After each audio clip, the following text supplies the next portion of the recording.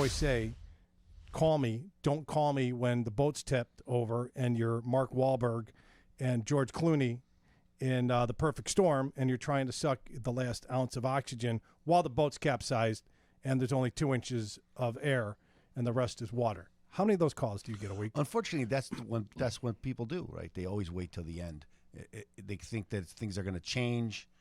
They don't know that there's answers, right? Options. So they think that there aren't any, so they don't seek them. I have this with IRS people all the time, and people seeking bankruptcy, people in foreclosure. I help people with foreclosures, and yes. Same thing. That they fall behind in their mortgage, and instead of taking some action and trying to change, they wait till there's a sale date. Yeah. Instead of trying to do something beforehand. Hey, have you located that money fairy other than me that comes into our listeners' bank accounts and miraculously overnight drops $20,000, $30,000, $40,000 to pay off their debt and put them in a better spot? The answer is almost never. I have seen it happen. Someone dies, one of their parents die or something, and all of a sudden they get some money, and I've seen that happen. Then they get arrested a year later. I always tell everybody, there's lots of programs for people that don't have anything.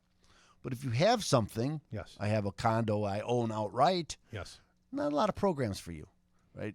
Because you're the one that are paying everything. You have assets. That's what they're going to use to pay. I think I was telling you we were talking about Chapter 7 and Chapter 13 sure.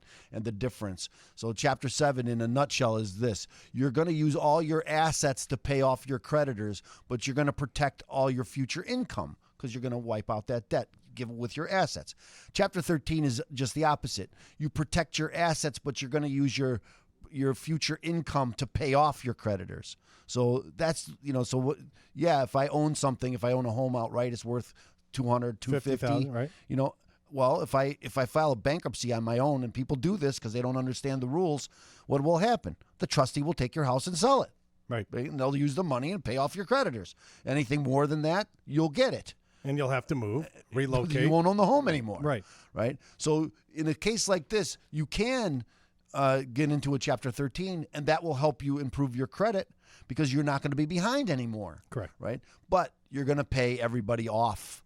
You're going to have to pay everybody 100% of what you owe because that's what they would do. The rule is you can do creditors could do no worse under a Chapter 13 than they could under a Chapter 7. So if I have assets, if they were going to take my assets and pay off my creditors 100%, then in Chapter 13 I have to pay off my creditors 100%.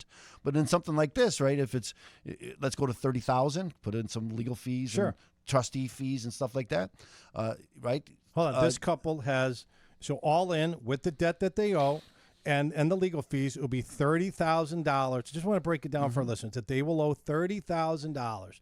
They have a home free and clear that's worth, let's say, $250,000. They have $4,000 coming in, and they're barely getting by. Well, they're not getting by. They've dwindled their IRA down to their last $5,000. They're done, so they have no extra money. So that's the setup. Go ahead and take it from there. So if you file a Chapter 13, again, you'll have to pay 100%.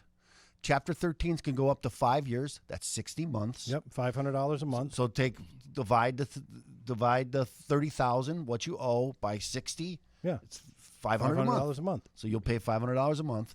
They say, well, that's what they're paying now, but they're not paying it because they're falling behind. They're and they late, had some problem with right? They had some problems with their car, and so you can bundle the car in there too, and pay less on the car or more on the car. Depends. Sure. Generally, secured creditors get paid first in the Chapter 13. So the car would be paid first and then everybody else afterwards. But the good part about it, when you're paying credit card debt at $500, it's not going away. Right, you're on a treadmill. Yeah, it'll never go away. And so at least with the Chapter 13, it's going to go away. And in a case like this, right, you get into a Chapter 13, you start improving your credit right away because you're not behind anymore. Yep. And then David could swoop in a year, maybe 18 months, and help them apply for a new loan.